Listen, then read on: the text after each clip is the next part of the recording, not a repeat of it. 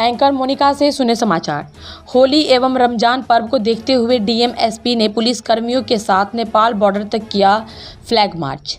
मधुबनी जिले के फूलपरास खुटौना लौकहा थाना क्षेत्र के लौकहा ठाड़ी नेपाल बॉर्डर तक मधुबनी डीएम अरविंद कुमार वर्मा एवं मधुबनी एसपी सुशील कुमार ने अधिकारियों व सैकड़ों पुलिसकर्मियों के साथ हिंदुओं का महापर्व होली व मुस्लिम के रमजान पर्व और लोकसभा चुनाव को मद्देनजर शांति व्यवस्था बनाए रखने को लेकर नेपाल बॉर्डर तक पैदल फ्लैग मार्च किया। बॉर्डर पर तैनात एसएसबी तथा नेपाली प्रहरी पुलिस कर्मियों के साथ विभिन्न मुद्दों पर गंभीरता से बातचीत किया गया।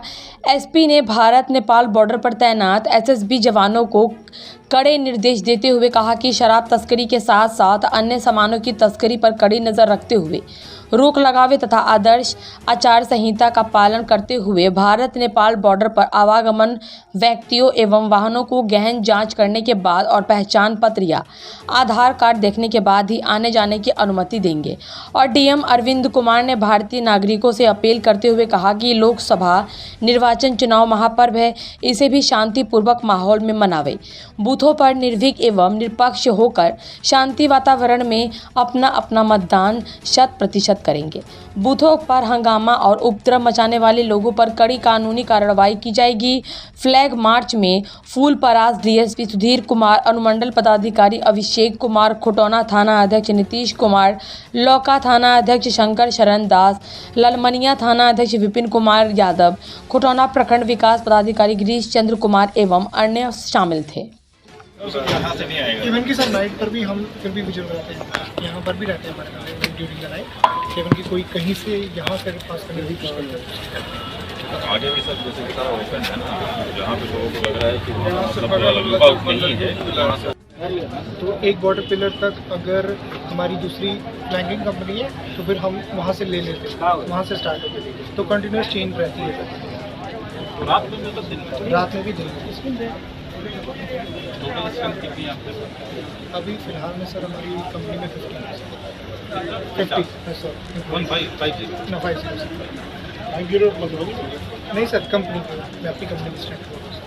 अच्छा, कंपनी की कंपनी है जैसे फिर कितने लोग ऐसे मोबाइल में सर? ये 5 जो देख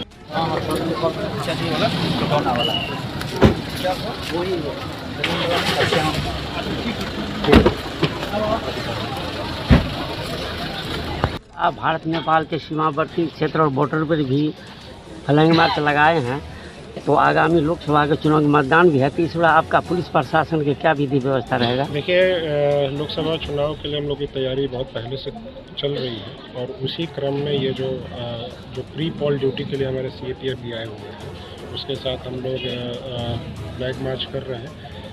उद्देश्य यही है कि लोगों के बीच में कॉन्फिडेंस दिलाया जाए कि किसी भी तरह के जो असामाजिक तत्व हैं उस पर हम लोग कड़ी कार्रवाई करेंगे और लोग निष्पक्ष होकर बिना भय के आराम से वोटिंग कर पाएँ। उसके अलावा चूँकि ये बॉर्डर एरिया है, इस हिसाब से भी ये क्रिटिकल हो जाता है क्योंकि बॉर्डर से शराब, चूँकि बिहार में पूरी तरीके से शराबबंदी है, तो शराब को लेकर के हम लोगों की कार्रवाई सख्त होनी चाहिए। उसके लिए हम लोग रिव्यू कर रहे हैं। उसके अलावा जो एनडीपीएस सब्सटेंस होते हैं या कोई अन्य भी जो प्रीसियस मेटल होता है या पैसे का आवागमन होता है, उन सब चीज़ों पे भी सख्ती से कार्रवाई, उस चीज़ों को देखने के लिए हम लोग कर रहे हैं, घूम रहे हैं, रिव्यू कर रहे हैं। और उसके अलावा लोकसभा के चुनाव में सभी लोग ज़्यादा से ज़्यादा बाहर आकर के वोटिंग करें और मतदान का प्रतिशत जो है वो बढ़ाएं। इसके लिए भी हम लोग कैंपेनिंग कर रहे हैं। आप लोगों के माध्यम से भी हम लोग अपील करेंगे कि ज़्यादा से ज़्यादा लोग, खास करके जो नए यंग वोटर है, पहली बार जो वोट देने वाले हैं, वो ज़रूर निकले और वोट दें। वोटिंग के दिन हम लोग पूरी तरीके से शांतिपूर्ण तरीके से चुनाव हो, इसके लिए पूरी तरीके से प्रतिबद्ध है। भारत नेपाल के सीमा बॉर्डर पे एसएसबी तैनात है, तो क्या दिशा निर्देश दिया गया सर? तो एसएसबी जैसा पहले से काफ़ी दिनों से यहाँ पे, हमेशा से यहाँ पे तैनात है, उनको अपनी ड्यूटी बहुत अच्छे से वो कर रहे हैं, उनको पता भी है। उसके अलावा जो बाहर की भी सीएपीएफ भी आई है, वो भी जो बॉर्डर एरिया में उनको लगाया जाएगा।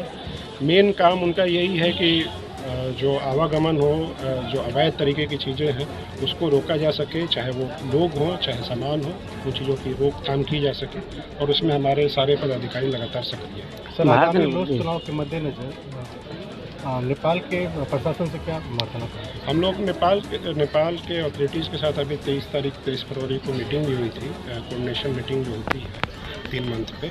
उसमें जो खासकर बहुत सारी चीज़ें थी, जैसे वहाँ के क्रिमिनल्स का हम लोगों ने उनको क्या इसका मुख्य उद्देश्य है? आप लोग जानते हैं कि लोकसभा निर्वाचन 2024 के उपलक्ष्य में आदर्श आचार संहिता लागू है और इसी के आलोक में इसके अनुपालन कराने के लिए हमारे पास CAPF की 2 कंपनी भी अपने ज़िला में आ गई है। तो एरिया डोमिनेशन के लिए और फ्लैग मार्च कराने के लिए कि कोई व्यक्ति लोगों को आगाह करने के लिए कि चुनाव के दौरान कोई भी व्यक्ति किसी प्रकार की हिंसा करेगा, आपराधिक कार्य करेगा, चुनाव में किसी प्रकार की बाधा डालने की कोशिश करेगा, तो वैसे व्यक्तियों के खिलाफ हम लोग कड़ी कार्रवाई करेंगे।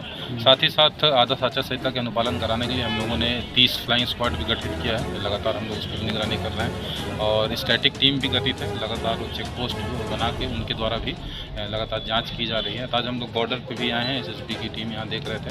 तो बॉर्डर चेक पोस्ट यहाँ तो हुई रहा, सभी गाड़ियों में जाँच होती है। इसके अलावा भी बताया गया कि बॉर्डर पेट्रोलिंग भी कर रहे हैं ताकि किसी प्रकार का अवैध शराब, कैश या कोई भी प्रेशियस मेटल वगैरह भी अगर आवागमन होगा तो उसको हम लोग कार्रवाई उसके खिलाफ कर सकें। और ये सब प्रक्रिया इसीलिए की जा रही है ताकि चुनाव बहुत शांतिपूर्ण ढंग से कराएं। मुझे पूरा उम्मीद है कि लगातार हम लोग इस तरह से कड़ी कार्रवाई करते रहेंगे और चुनाव बहुत शांतिपूर्ण निष्पक्ष। आम नागरिकों में क्या संदेश दिया जा रहा है? मैं लोगों से अपील करूंगा कि अपने ज़िले का मतदान का प्रतिशत अपने राज्य के एवरेज से कम है, 57% से भी कम है। तो मतदान केंद्रों पे हम लोग सभी मूलभूत सुविधाएं सुनिश्चित करा रहे हैं। साथ ही साथ हम लोग आपराधिक तत्वों पे भी कड़ी कार्रवाई कर रहे हैं, आप लोग देख ही रहे हैं। तो बिल्कुल ही हिंसा रहित निर्वाचन होगा। तो मैं सभी मधुबनी जिला के निवासियों से अनुरोध करूंगा कि बढ़ चढ़ के मतदान में हिस्सा लें। ये मतदान का पर्व जो होता है लोकतंत्र का महापर्व होता है और जिस तरीके से हम लोग बिहार राज्य में आप लोग जानते हैं कि जब छठ पर्व होता है तो लोग बाहर से आके अपने घरों में आते हैं, चाहे जहाँ काम करते रहेंगे, पढ़ाई करते हैं। तो इसी प्रकार से लोकतंत्र का पर्व भी एक महापर्व है और कोई भी व्यक्ति अगर किसी का बच्चा कोई भी बाहर पढ़ रहा है या नौकरी के लिए बाहर है, उनको जिस तरह छठ में बुलाते हैं उनको बुलाएं और बढ़ चढ़ के 100% मतदान करें ताकि सभी मतदाताओं की लोकतंत्र के महापर्व में भागीदारी सुनिश्चित हो सके। क्योंकि हम लोग मतदान केंद्रों को सभी सुविधाएँ भी दे रहे हैं और हिंसा रहित बिल्कुल निष्पक्ष शांतिपूर्ण ढंग से चुनाव हम लोग संपन्न कराएंगे। बताया है कि हम लोग उस पर कार्रवाई कर रहे हैं और इसमें काफ़ी सख्ती होती है। सर, बॉर्डर कै रोज के लिए सील रहता है?